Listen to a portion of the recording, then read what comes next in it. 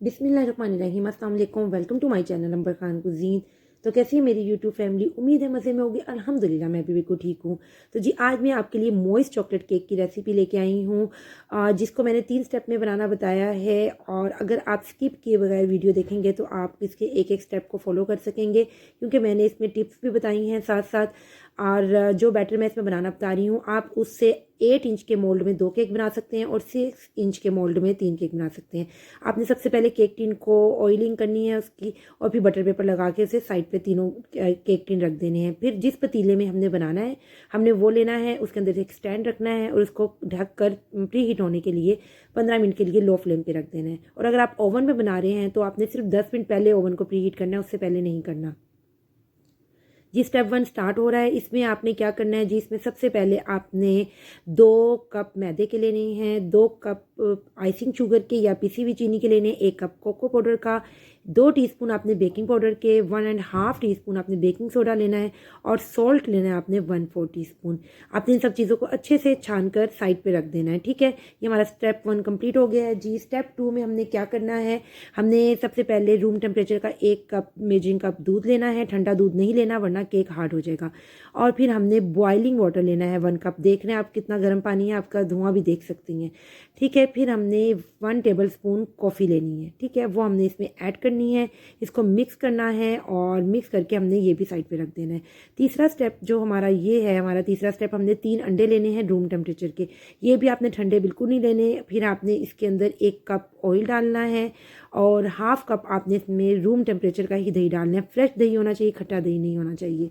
आपने इन सबको अच्छे से मिक्स कर देना है। फिर हमने इसमें वनीला एसेंस डालना है 1 टीस्पून और इसको अच्छे से मिक्स करके साइड पे रख दें। आपके तीनों स्टेप रेडी हैं, अब सिर्फ हमने मिक्स करना है सबको। सबसे पहले हमने ड्राई इंग्रेडिएंट्स के अंदर जो अंडे का हमने बैटर बनाया था हमने वो डालना है। हमने इसको लाइट सा मिक्स करना है। जब ये इस हद तक मिक्स हो जाएगा तब हमने इसके अंदर दूध, पानी और कॉफ़ी का मिक्सचर डालना है और इसको हल्के हाथ से मिक्स करना है। मैंने वीडियो फास्ट की हुई है इसलिए आपको लग रहा है कि मैं बहुत फास्ट कर रही हूँ, मैं बहुत स्लो कर रही हूँ। ठीक है, फिर मैंने विक्स से किया क्योंकि उससे ईजिली हो रहा था। आपने भी उससे करना है लेकिन ओवर बीट नहीं करना। ये देखें, जब इस तरह की इसकी कंडीशन हो जाएगी तब ये बिल्कुल रेडी है। अब मैंने तीनों केक टिन के अंदर इक्वल ही बैटर डाला है। मैंने इस जग में 450 ग्राम मैंने बैटर लिया है, जो तीनों में 450 ग्राम ईच डाला है। ठीक है, फिर हमने यहाँ पर हर केक टिन को टैप टैप लाजमी करना है। अब देखना मेरे तीनों केक कहीं से क्रैक नहीं हुए हुए, ना ही वो ऊपर को उभरे हुए हैं। फिर आपने जो प्री हीटेड देचकी है या पतीला है, आपने उसमें अपना केक का मोल्ड रख देना है और इसको ढक कर रख देना, ऊपर कोई वज़न रखना है आपने इसके। ठीक है जी, और मैंने ये 25 मिनट बाद जब इसे चेक किया ना तो इसकी ये कंडीशन थी। ये भी दरमियान से कच्चा था। मैं आपको क्लोज करके दिखाती हूँ, ये देखें। फिर मैंने इसे दोबारा रख दिया था और फिर मैंने इसको दोबारा 45 मिनट बाद देखा तो ये माशाल्लाह बिल्कुल डन था। देखें, कोई क्रैक नहीं है, कितना ज़बरदस्त केक रेडी हुआ है हमारा। और ये 2 केक जो मैंने ओवन में बनाए थे वो पहले ही रेडी हो गए थे। फिर मैंने इसे किचन काउंटर पे ही कवर करके 1 घंटे के लिए रख दिया था। अब ये देखें केक, मैं आपको चेक करवाऊँ, इसके साइड्स देखें बिल्कुल इसने अपनी जगह छोड़ी हुई है। इट्स मीन हमारे केक बहुत अच्छे बेक हुए हैं। फिर आपने इसको केक टिन से निकालना है और देखें कितनी इजीली निकल आया है। और मैं अब आपको चेक करवाती हूँ,